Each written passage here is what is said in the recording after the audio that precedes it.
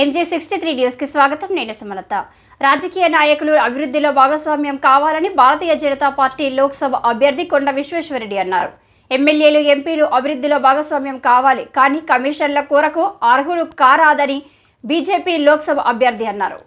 బుధవారం వికారాబాద్ జిల్లా కేంద్రంలోని ఎస్ఏపీ కళాశాల, డైట్ కళాశాలలో మార్నింగ్ వాకర్స్ అసోసియేషన్ సభ్యులతో జిల్లా బీజేపీ అధ్యక్షుడు న్యాయవాది కోకట్ మాధవరెడ్డి ఆధ్వర్యంలో భారతీయ జనతా పార్టీ లోక్సభ అభ్యర్థి కొండ విశ్వేశ్వరరెడ్డి కలిసి ఎన్నికల ప్రచారాన్ని నిర్వహించారు.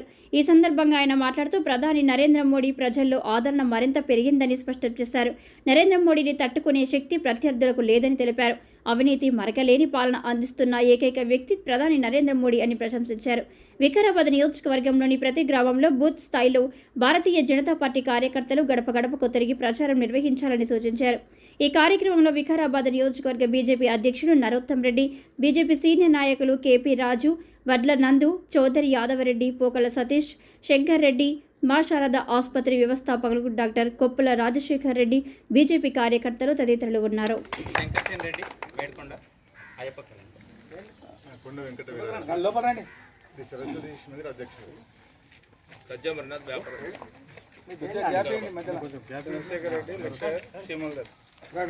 సత్యనారాయణ రెడ్డి అత్పెల్లి, నేను ఎల్ఐసి సత్యనారాయణ రెడ్డి అత్పెల్లి సార్, వికారాబాద్ ఉంటా ఎల్ఐసి ప్రభాకర్ రెడ్డి మూమెంట్పేట మండలం బొరంపల్లి విలేజ్. ఎక్కడ మైపాల్ రెడ్డి సార్, కాపాడు మండి ప్రైవేట్ జాబ్ కాంట్రాక్టర్ దగ్గర Vishwareddy contract. P Madhavareddy retired CHF Devarampalli village, Mominpet mandal పక్కన ఎల్ఐసి కాలనీ. మోదీ గారి పథకాలను ప్రజలకు వివరిస్తూ ఈ పార్లమెంట్ ఎలక్షన్లో కొండ విశ్వేశ్వరరెడ్డి గారిని గెలిపించాలని మేము ప్రచారం స్వచ్ఛందంగా 15 రోజుల నుంచి చేస్తున్నాం. దీనికి సహకరిస్తున్న అందరికీ ప్రత్యేకమైనటువంటి ధన్యవాదాలు తెలియజేస్తున్నాం. మరొకసారి కొండ విశ్వేశ్వరరెడ్డి గారికి జిందాబాద్. కొండ విశ్వేశ్వరరెడ్డి గారు. అందరికీ ధన్యవాదాలు ఈ అవకాశం వచ్చినందుకు. ఇది అన్యూజువల్, ఇట్లా కలిసడము, మాట్లాడదాము, లేకుంటే ఒక మైక్ పెట్టుకొని ఓ పబ్లిక్ మీటింగ్కి ఇదే మంచిగా ఉంటుంది. ధన్యవాదాలు అందరికీ. నేను మీ అందరికి తెలిసినే చెప్తుండొచ్చు, కానీ నేను రాజకీయాలు వస్తానని నేను ఎప్పుడు కూడా అనుకోలేదు. మా ఫాదర్ కూడా వద్దన్నారు, మా తాత కూడా మీరు ఎక్కడైనా వండి రాజకీయాలకు రాకండి అని అన్నారు, పోకండి అని అన్నారు. అందుకే మా ఫ్యామిలీలో ఎవరు కూడా తాతగారి తర్వాత ఎక్సెప్ట్ మరి చెన్నారెడ్డి గారు తప్ప వారు మా ఇంట్లోనే పెరిగిండ్రు. ఎందుకంటే తన మదర్ ఏమో రంగారెడ్డి గారి సిస్టర్, చనిపోయినాక మా ఇంట్లో ఏమో పెరిగిండు. అండ్ అన్నిట్లా దగ్గర పెట్టుకునేది కొడుకులని కాదు, మరి చెన్నారెడ్డి గారిని. వారు ఒక్కరు తప్ప వేరే వాళ్ళను రాజకీయాలకు పోవద్దని చెప్పిండు. మీరు దేశ సేవ చేయాలంటే మా పెద్దనాయన ఒకసారి పోతే బాగా కోప్పట్టిన, ఎందుకురా నీకు రాజకీయాలు, మీరు దేశ సేవ చేస్తావు. దేశ సేవ చేయాలంటే ఓ పోలీసునిగా, లేకుంటే ఒక డ్రైవర్గా, ఓ టీచర్గా, ఓ డాక్టర్గా, ఓ ఇంజనీర్గా అని అందరినీ.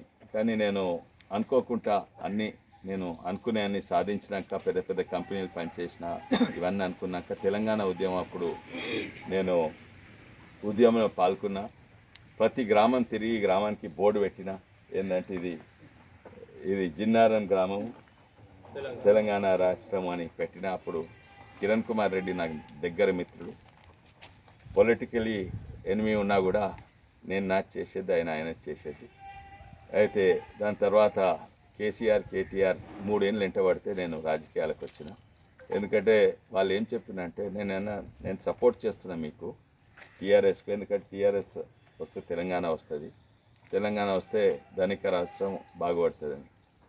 అయితే నేను హెల్ప్ చేస్తున్నా కదా, నేనెందుకంటే మీ అసంటోళ్ళు లేకుంటే ఇక మీ జిన్నాన్న దరిద్రులు మళ్ళీ వాళ్ళే ఎమ్మెల్యేలు అవుతారు. అందుకే నేను కన్విన్స్ అయ్యి జాయిన్ అయినా. దాని తర్వాత 2 ఏళ్ళు మంచిగా నడిచాయి. తర్వాత నేను నా కళ్ళారా చూసిన ఏంటంటే, అదే పార్టీ ఏదైతే తెలంగాణ రక్షిస్తుందో దారి తప్పి అదే తెలంగాణను అప్పుల పాలు చేసినది. అందుకే నేను ముందు ఈ రాజకీయాలలో ఎవ్వరు చెప్పరు, అధికారంలో ఉన్నప్పుడు అధికార పార్టీ నుంచి వదిలి బయటికి వచ్చాడంటే నేను ఒక్కనే అనుకుంటున్నాను, ఎంపీనా ఎమ్మెల్యే మినిస్టర్. ఎందుకంటే నా కళ్ళారా నాకు అన్నిట్లో ఎక్కువ గౌరవం ఇప్పుడు కూడా అంట, పర్సనల్ గౌరవం నాకు టీఆర్ఎస్లో దొరికినంత ఎక్కడ దొరకలేదు, కాంగ్రెస్లో దొరకలేదు, బీజేపీలో దొరకలేదు. కానీ నేను పోయింది నా పర్సనల్ గౌరవం కొరకు కాదు. అయితే కేసీఆర్ గారైనా కేటీఆర్ అయినా వీళ్ళందరూ మొత్తం ఫ్యామిలీ నాకు బాగా గౌరవం ఇచ్చారు. కానీ నాకు గౌరవం ఇచ్చి మన తెలంగాణను మన ప్రత్యేకంగా రంగారెడ్డి జిల్లా అంటే ఉమ్మడి రంగారెడ్డి జిల్లాను దోసుకుంటే ఏం లాభమని నేను 1 year నోటీస్ ఇచ్చి బయటికి వచ్చిన. అదేదో దొంగతనంగా 10 మంది మాట్లాడుకొని అందరు కలిసి, కొంతమంది అడిగిన కూడా మాకు చెప్పేది ఉండే మేము కూడా రావాలంటే అది మీ వ్యక్తిగత నిర్ణయం. ఏ రాజకీయ నాయకుడు అట్లా చేయడు. ఓ 10 మంది కలిసి బయటకు పోతారు. ఎంతోమంది అన్నారు మేము కూడా వస్తామంటే అది ఏం చేయమంటారు సార్, అది మీ డెసిషన్, ఇది నా డెసిషన్. కానీ ఎంపీ అయినప్పుడు నాకు ఎన్నో అవకాశాలు దొరికినాయి. నేను ఎంతోమంది ఎంపీలు ఒక్కసారి కూడా మాట్లాడారు, నేను 100 సార్ల కంటే ఎక్కువ మాట్లాడినాను. ప్రతి ఇష్యూ మీద మాట్లాడిన మన జిల్లాకు సంబంధించి ఇరిగేషనే కానీ, లేకుంటే మన వికారాబాద్ చెప్పుల కుట్టేటోళ్ళని కానీ, లేకుంటే తాండూర్ మన షాబాద్ రాయి మీద కానీ, లేకుంటే తాండూర్ కందుల గురించి కానీ, టూరిజం డెవలప్మెంట్ కానీ ఇష్యూను మంచిగా, అది ముఖ్యంగా ఎంపీ పాత్ర అది ఏంది, పబ్లిక్ రిప్రజెంట్ చేయాలి, మన కాన్స్టిట్యున్సీని రిప్రజెంట్ చేయాలి. కానీ ఎంపీ పాత్ర కేవలం కాన్స్టిట్యున్సీ కాదు, భారతదేశాన్ని మనం రిప్రజెంట్ చేయాలి, ఇంక్లూడింగ్ ఆఫ్ కోర్స్ ప్రత్యేక దృష్టి కాన్స్టిట్యున్సీ మీద. సో నేను అనుకుంటున్నా నా ఎంపీ పాత్ర 200% నేను నిలబెట్టుకున్నా. అదే కాక సెకండ్ ఏదో ఫస్ట్ పాలసీ, ఎంపీలైనా ఎమ్మెల్యేలైనా పాలసీ ఉండాలి. వాళ్ళ డెవలప్మెంట్లో వాళ్ళ పాత్ర ఉండదు.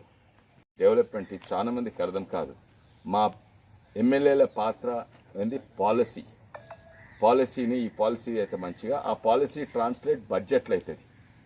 మేము ఇక్కడ ఎడ్యుకేషన్ మీద అంటే ఎడ్యుకేషన్ బడ్జెట్ నిర్ణయం తీసుకుంటా, ఎడ్యుకేషన్ అయినా ఇన్ఫ్రాస్ట్రక్చర్ అయినా రైల్వేస్ అయినా సాగునీరు అయినా అది చేసేది ఆ రెస్పెక్టివ్ ప్లానింగ్ డిపార్ట్మెంట్, ఇంకా ఇంప్లిమెంటేషన్ అంటే ఇంజనీర్స్. వేరే దేశాలలో ఎంపీలకు ఏమి డెవలప్మెంట్ పాత్ర ఉండదు. డెవలప్మెంట్ చేసేది మేము ఓన్లీ బడ్జెట్, మా పాలసీ ద్వారా బడ్జెట్ అయితే బడ్జెట్ ద్వారా డిపార్ట్మెంట్ ఉన్నాయి, వాళ్ళు చేస్తారు. ఇక్కడ ఏం చేస్తుందంటే ఎంపీ ఎమ్మెల్యే మినిస్టర్ నాకు ఈ రోడ్ కావాలి కాదు, రోడ్లకి ఇంత బడ్జెట్, ఏ రోడ్ అయితే ఎక్కువ మందికి లాభం అవుతుందో అది వాళ్ళు చేస్తారు. కానీ డెవలప్మెంట్లో ఇంటర్ఫియర్ అవుతారు, అది చాలా మందికి తెలియదు. డెవలప్మెంట్లో ఇంటర్ఫియర్ కావద్దు ఎమ్మెల్యేలు. నేను ఉదాహరణంగా నేను ఈ రోడ్ తెచ్చినా అని చెప్పుకోవచ్చు, బిజాపూర్ హైవే. వాస్తవంగా నా పాత్ర కాదు, దాని గురించి మాట్లాడినా. అది ఐడియల్ ప్రజాస్వామ్యం అంటే అట్లా. కానీ అందరూ మర్చిపోయిండ్రు. అండ్ మేమందరం పోయి డెవలప్మెంట్ అవుతాం. ఎందుకంటే డెవలప్మెంట్ అయితే గొప్ప చెప్పుకోవచ్చు, నేను ఈ రోడ్ తెచ్చినా ఇది. ఇంకోటి ఏంటంటే డెవలప్మెంట్ ఉంటే నాకు ఈ కాంట్రాక్ట్లు దొరుకుతాయి. అందుకే అందరూ వాళ్ళ పాలసీ ఇవన్నీ ఇడిచిపెట్టి డెవలప్మెంట్లో జరుగుతారు. అది దేశాన్ని బాగు చేస్తలేదు. ఎమ్మెల్యేలు ఎంపీలు development issue, policy and budget issue ఇచ్చిపెట్టి అందరు డెవలప్మెంట్ జరుగుతుంది. ఇది చాలా కాంట్రడిక్టరీ, ఎవరికి తెలియదు. వేరే దేశాలలో ఇట్లా కాదు. ఆ department, planning department, government of India అంటే నీతి ఆయోగ్, ప్లస్ ఇరిగేషన్ ఉంటే వాటర్ ఉంటే జల్ శక్తి, లేకుంటే నీతి ఆయోగ్, ఎడ్యుకేషన్ డిపార్ట్మెంట్ అట్లా.